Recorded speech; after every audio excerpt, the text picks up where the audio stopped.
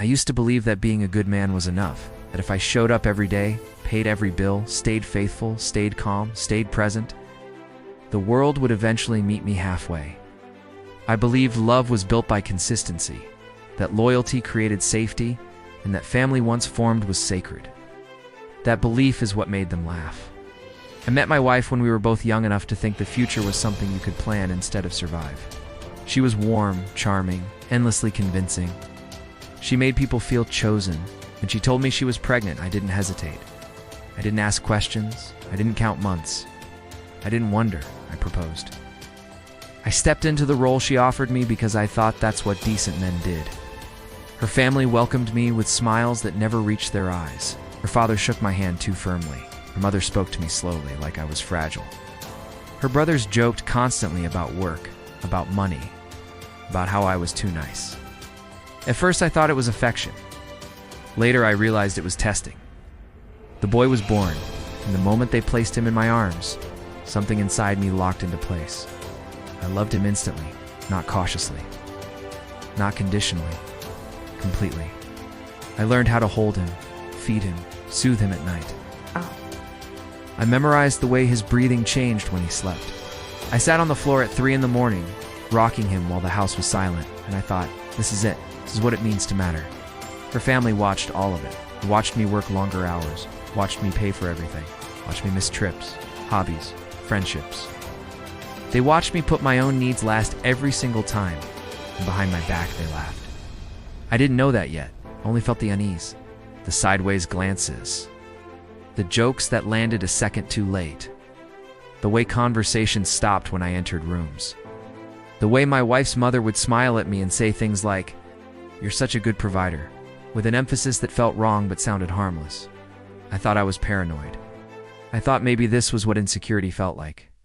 My wife treated me like a resource, but I mistook it for dependence. She decided how money was spent. She decided where we lived. She decided what sacrifices were necessary. And whenever I hesitated, she'd bring the boy into it. Do you want him to go without? Do you want to disappoint him? You're his father. Those words worked on me like a key. Every time. Years passed. The boy grew.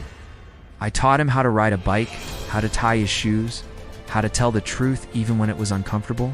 He called me Dad. Not once, not occasionally, always. And every time he did, I felt something like pride and pain woven together. Her family never stopped mocking me, not to my face, never directly. They were smarter than that. But the jokes got sharper. Comments about how I'd never leave, about how I was lucky to have them, about how some men don't ask questions because they can handle the answers. I still didn't understand.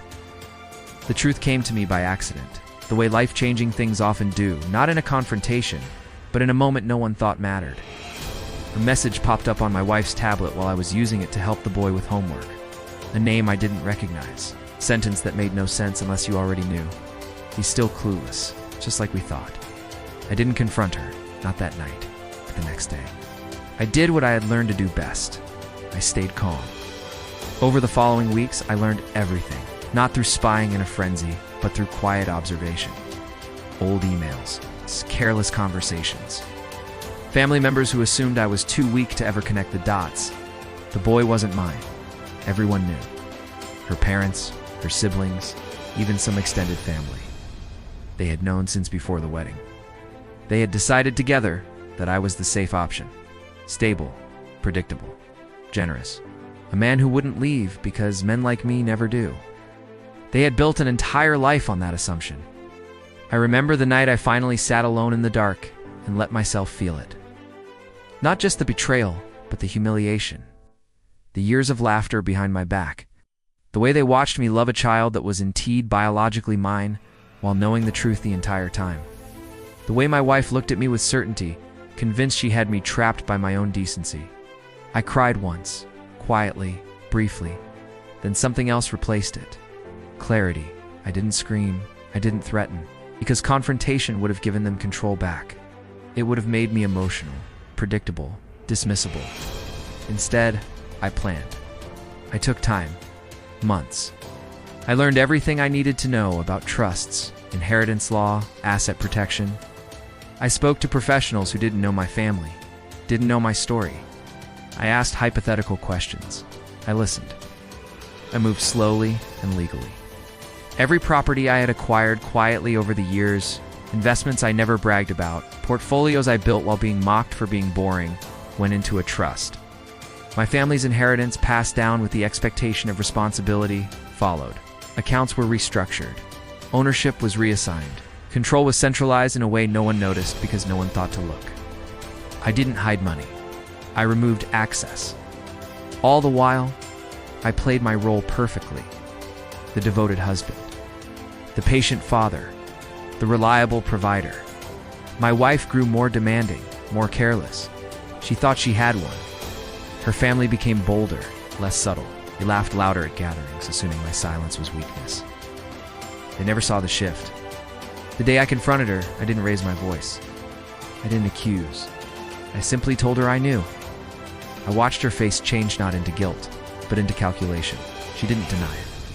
She pivoted. She talked about forgiveness, about family, about how biology isn't everything, about how much I loved the boy. She was right. I did. I still do.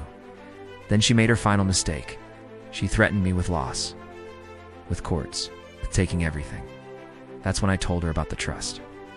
I'll never forget the silence that followed. The way the confidence drained out of her posture. The way her certainty cracked for the first time in our entire relationship. She didn't understand at first. She asked questions that no longer mattered. She realized too late that the man she thought was weak had simply been patient. The divorce was brutal. Not because I fought dirty, but because the ground they thought was solid no longer existed. Her family raged. They accused, they insulted. They called me heartless. But there was nothing they could touch. No leverage left, no laughter left. The boy, that was the hardest part. Won't lie about that. Love doesn't disappear just because truth arrives. But I made sure he was protected, cared for, supported without allowing the people who used him as a weapon to benefit from it. I didn't destroy them loudly. I let them collapse under the weight of their own assumptions. They thought I was weak because I was kind. They thought I was stupid because I was quiet. They thought patience meant submission. They were wrong. If you stayed with this story and felt that slow, heavy shift from betrayal to control, then you understand what real revenge looks like. Not explosive, not impulsive, but absolute. If you want more dark, deliberate stories like this, where patience becomes power, leave a like, subscribe, and stay. Some plans take years. The people who laugh the longest rarely see the ending coming.